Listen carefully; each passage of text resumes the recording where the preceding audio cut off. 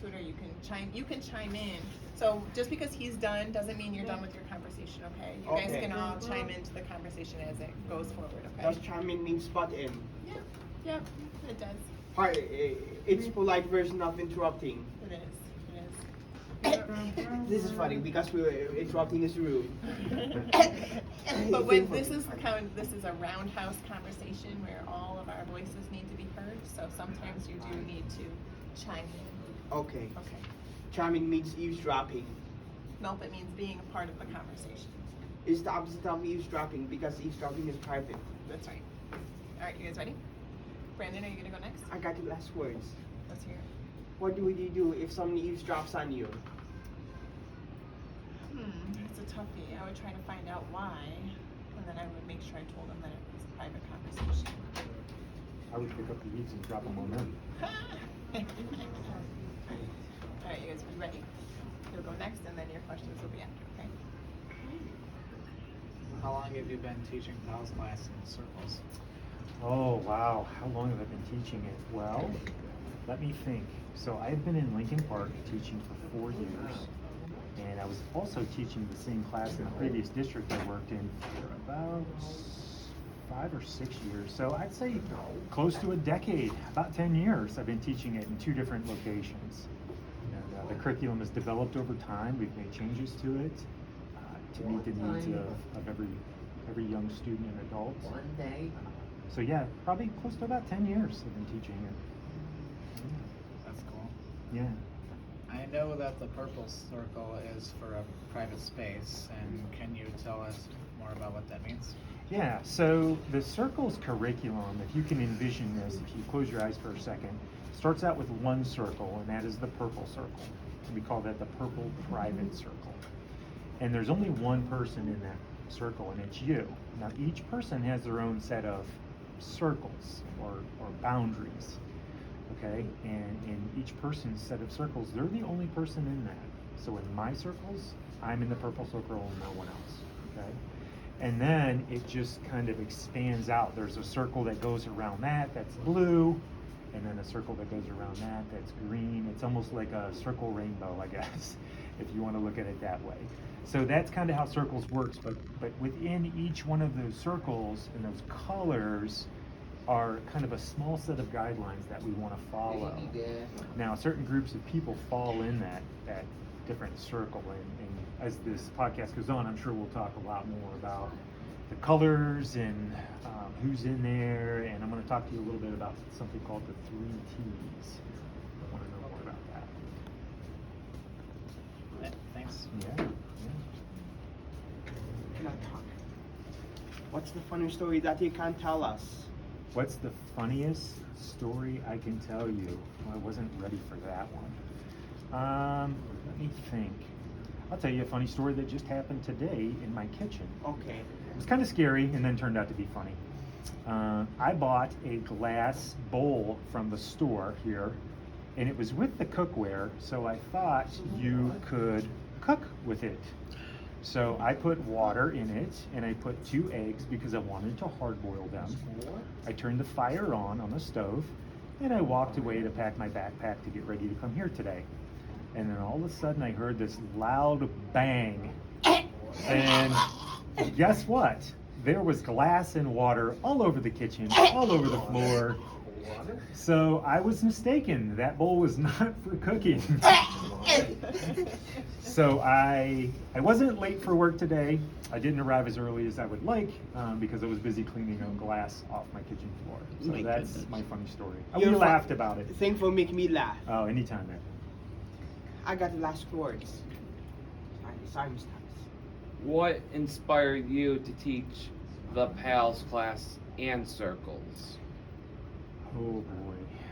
So I'll tell you what inspired me.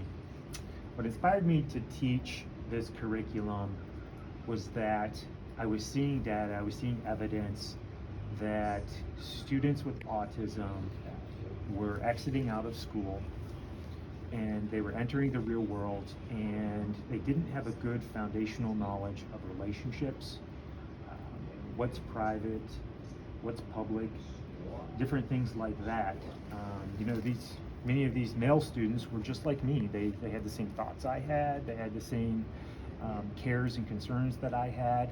However, I knew how to manage them because I grew up in learning about social circles and relationships and things like that. Whereas many of the students that I had didn't have the same opportunities that I had. So I wanted to give them the tools and resources they needed when they went out into the real world to be able to develop a relationship, to be able to understand their bodies, to be able to make safe choices when they're online, to have great interactions with people, build self-confidence and self-advocacy and things of that nature. To me, this curriculum is so hugely important for our young adults with autism to learn, understand, and apply at school and out in the real world. And that's why I decided to teach it. Yep. Can you make up a question? It's hard to come up with one. You already answered that bottom one, so we'll cut that one out. You tell them thank you. I want to say thank you. Absolutely, absolutely. You can come interview anytime. If you guys want, I can tell you a little bit more about circles. Let's hear. Now's a good time. So like I was saying, the purple circle, well, let me just quiz you guys real quick. How many people are in the purple circle? Yourself? Yourself, yeah. There's one. There's always one person in that circle.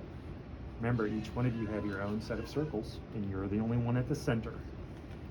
Now, that's the purple private circle. So what that circle really focuses on is knowing what's public and what's private. So we had just talked about this in class the other day. Can you tell me one or two places that are completely private and where they are? How about somebody tell me one first? For example, if you see people talking to each other, that is private conversation. It is, yeah. But remember, this is just you now. This is the only circle that has one person. It's just you. So if you wanted to do something that was completely private, just you, where would you do that? In bedroom. Your bedroom, absolutely, at him. That is probably one of the most private places you'll ever have, is your own bedroom. Okay? That's going to be the place where you do things like change your clothes, maybe take a shower if you have a shower in your bedroom. Things that are completely private and just for you alone. Yes. It could be embarrassing if you don't follow the purple circle rule. Yes. What's another private place? Bathroom? The bathroom. Now, when you say bathroom, let's clarify. We're talking about your bathroom at home, right? That's private. Correct. Because that also has a shower. But even though the bathrooms at school feel private and there are for one person, sometimes, if the doors don't get locked or something's faulty, we've had, we don't want to have accidents where people come in on you, So, and a lot of places, restaurants have bathrooms that are more public than they are private, right? Even though they have private areas inside. So yeah, so now within each circle we have something called the 3 T's. Do you remember what the 3 T's are? Can you tell me one of them? I know all three. Oh, well, just give me all 3 then. Number 1 is talk. Talk. Number 2 is touch. Touch. And on order, trust. Trust. Those are the 3 main things we look at in each circle. How do we talk to the people? How we trust. How do we touch the people? And how much we trust the people. So in the purple circle, because it's only you and you're the most important person in your circles, the level of talk, touch, and trust are very, very high. And you'll notice that as these circles expand out, those things go down. It's less and less and less. So we'll just kind of keep trucking along here. So the next circle, what is the next circle after purple? So just picture a little purple circle. Blue. And then blue surrounds it. That's your next circle. Blue. Who's in blue? Blue circle is family, Family and Or relationship, or- boyfriend and girlfriend. Or like Brant said, boyfriend and girlfriend. boyfriend and girlfriend. Yeah, there's actually 2 groups of people in the blue circle, right? Now, we talk about family. We're talking about your immediate family. Generally, that consists of mom, dad, probably brother, sister, and every family dynamic's a little bit different. But these are the people you probably trust more than anyone else in the world, right? Yep. Like the people that you're going to talk to when you really need help and you're really struggling and things like that. So your level of trust just goes down a smidge, all right? You trust them just a little bit less than yourself, but you do trust them a lot.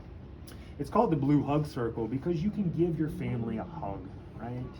You can give your family, you know, a kiss on the cheek if necessary. That's not romantic, right? But then you also have your sweetheart in that circle too. Level of trust is about the same. Level of talk is about the same. Very personal things you're going to talk about with your sweetheart and with your parents. Yeah, and then we move into green. Ooh, green. So we got purple, and we got blue, and these circles just keep expanding, and then we get into green. Green is friends far away hug. Yeah, it's the green far away hug circle. Yeah, and it's friends. It's some of your best friends. And who else? This also has two groups of people in it. Uncles. Yeah, so relatives, you know, kind of like extended family, right? So as you can see, it was blue hug, now it's green far away hug. Do you see how the level of touch is going down? Yes. Same applies to trust and talk. Those levels go down too. So the talk, we're gonna share less personal news, more worldly news. Hey, did you see what happened? You know, that kind of stuff. Maybe not as much news about yourself and maybe more worldly stuff. Level of trust also goes down, right? So we have purple, we have blue, we have green, and then we get into Adhem. What's after green? Yellow. Yellow, and yellow is called the, remind me, Brad. Stranger.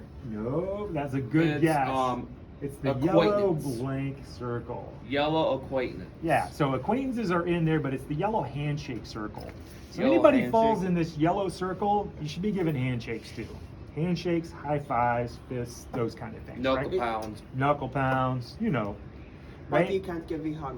So for you guys, who's probably going to be the main group of people in your yellow acquaintance circle?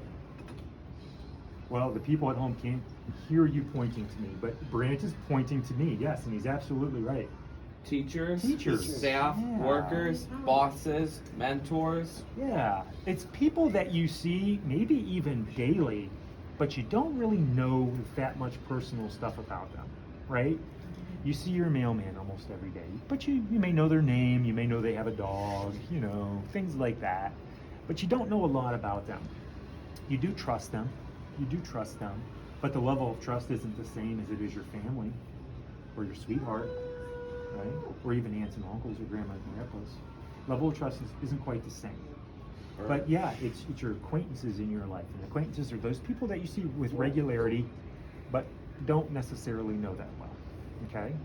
Level of talk is considered small talk. You're gonna small talk with them. You're gonna talk about the weather. Adhem was talking to me about a snow day. That's perfect type of talk for an acquaintance in a yellow handshake circle, right? I got a question. Yeah. Can I talk about scenario? What do you do if he actually pick cooking equipment and use stove and suddenly catch on fire? Does that have to do with the circles? See if you can come up with a question, a scenario question that goes with the circles. What would you do if someone eavesdrops on you, your conversation, eavesdrop? If somebody eavesdropped on my conversation, what would I do? Yes. I would say, excuse me, can I help you? And if Okay. they said, oh, I'm just here listening to you, I would say, that's eavesdropping. You shouldn't do that. I don't know. Eavesdropping is rude. I tried to make a joke out of it at him, but it just You're wasn't funny, fair. Mr. Brown. All right. So then outside of the next ring.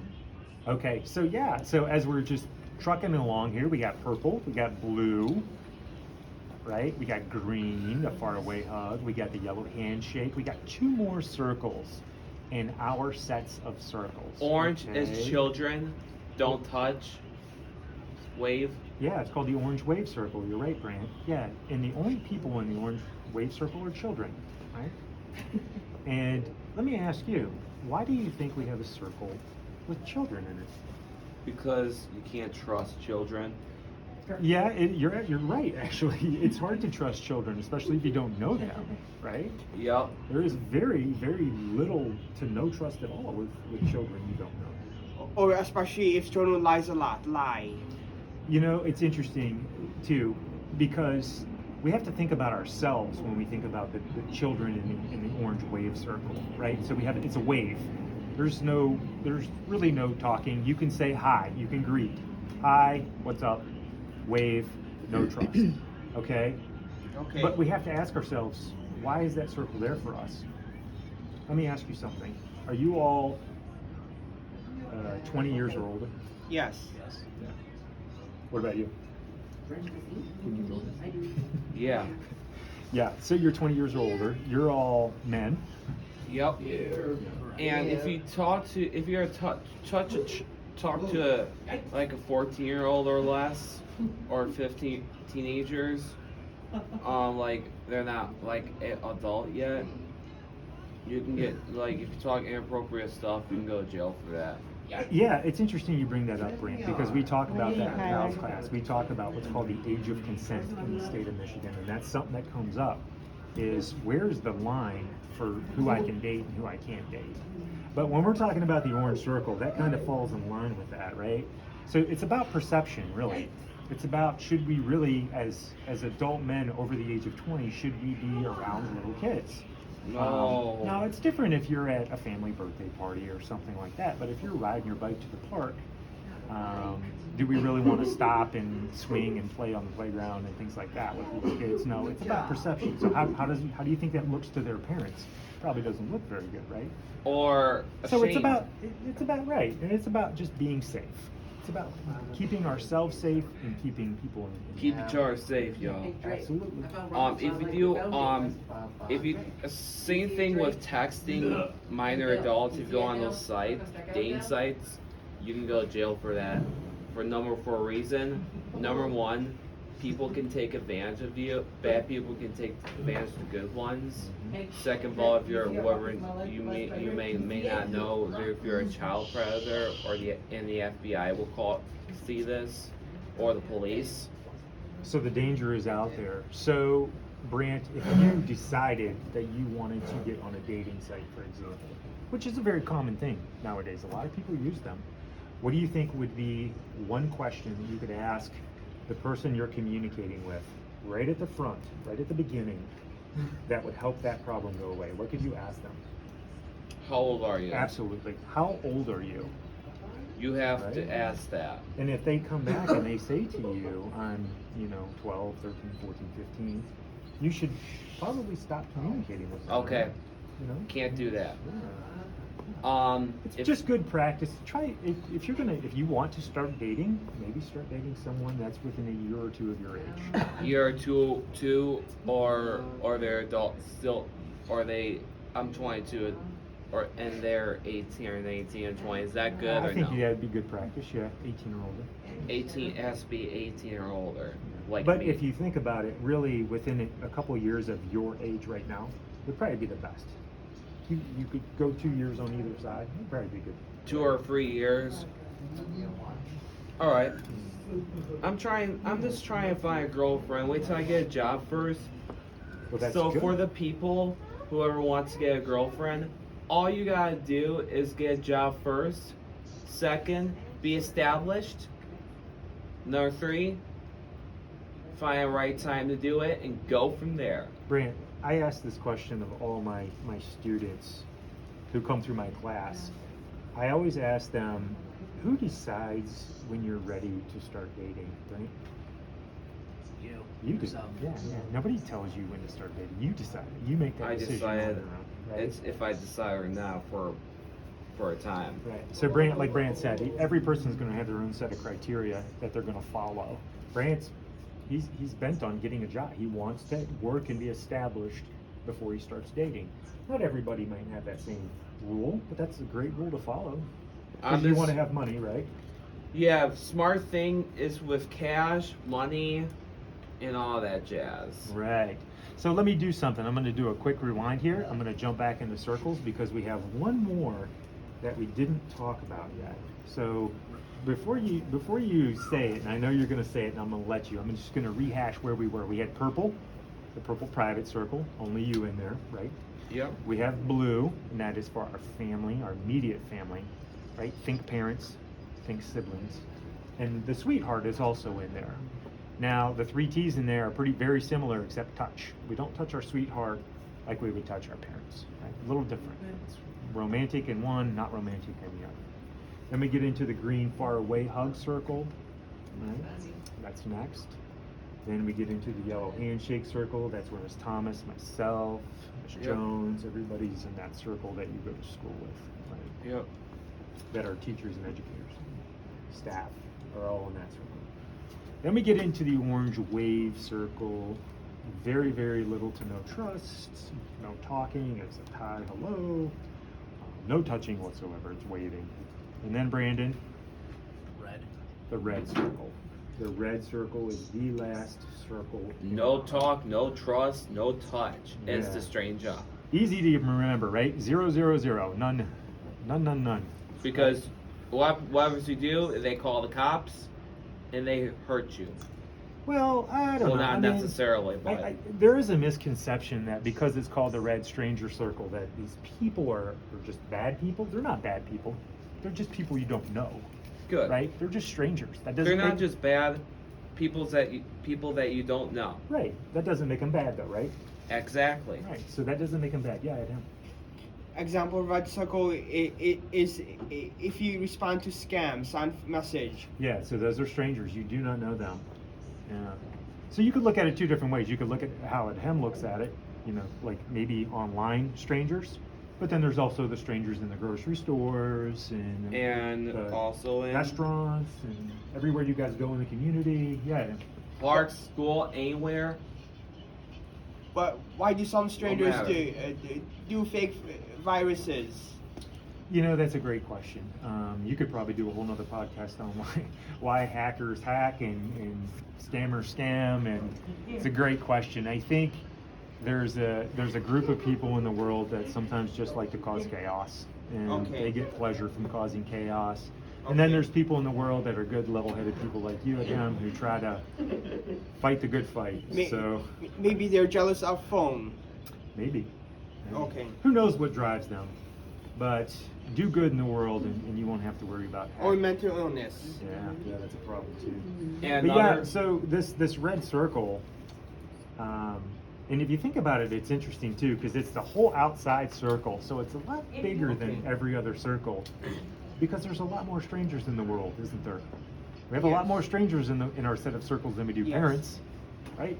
We have a lot more strangers in the world than we do teachers, right? or a lot So- of stranger dangers. Yeah. But again, remember, just because they're in the red stranger circle and you don't know them, doesn't make them bad.